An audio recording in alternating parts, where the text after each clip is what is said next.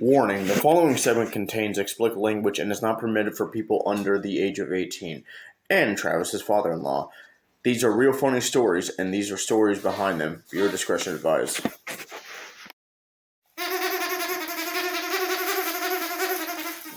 So, middle school, huh?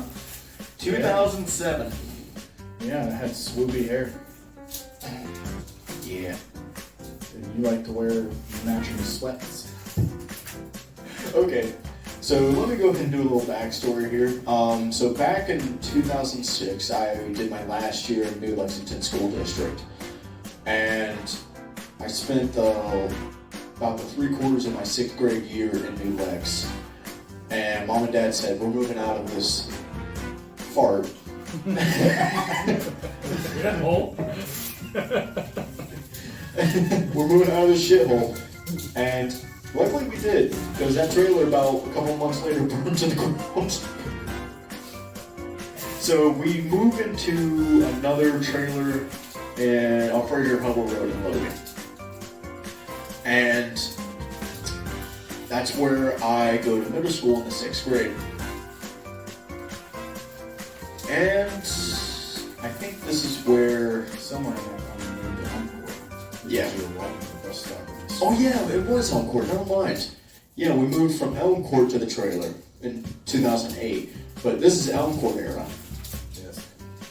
Okay, so I was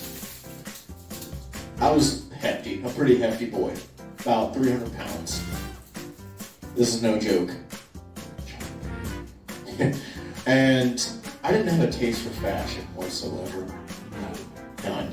So one day, I'm in these sweet black kicks. Everything else matched though. I had a basic red t-shirt. No, it was a red sweatshirt. It was a red sweatshirt. And red sweatpants. And red sweatpants. And your backpack. Was red? No, your backpack was black. And your shoes were black. You looked like a reject in the blood. I was not necessarily the nicest person in 7th grade. I'm still not the nicest person. Dude, you were an asshole.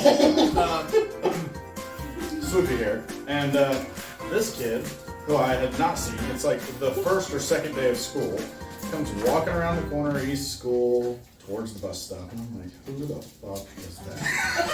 And in 7th grade me really would have said, who the fuck is that? Because there was nobody there. Nobody to give us some trouble.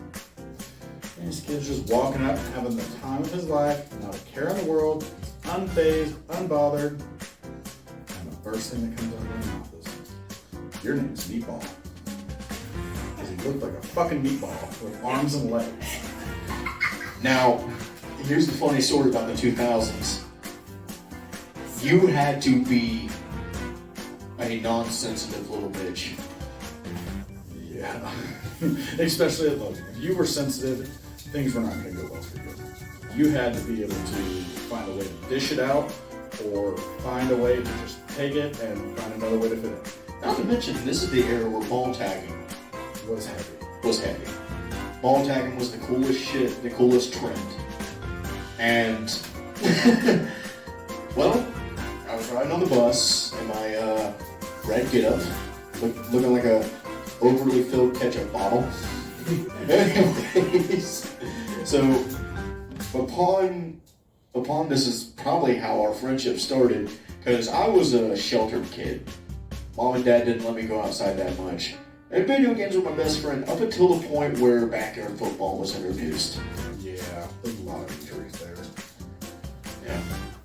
So, I remember one day, I was matching in my blue get-up.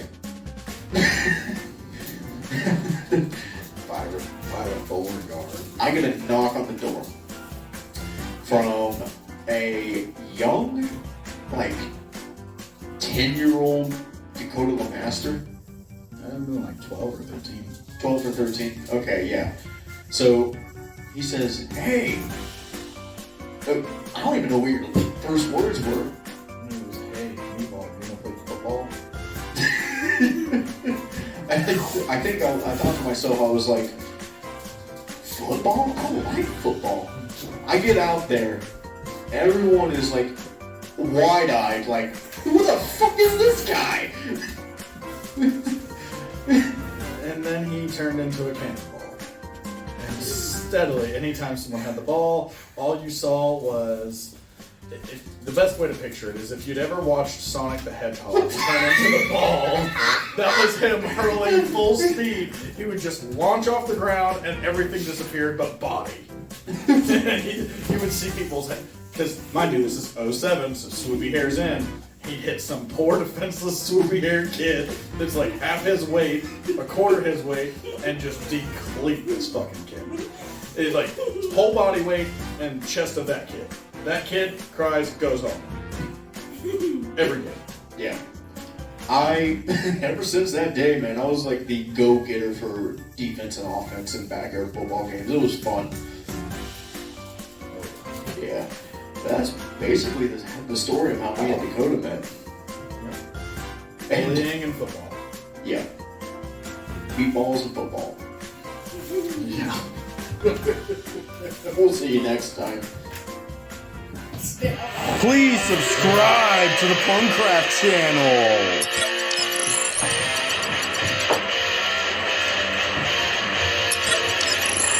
Please hit that notification bell.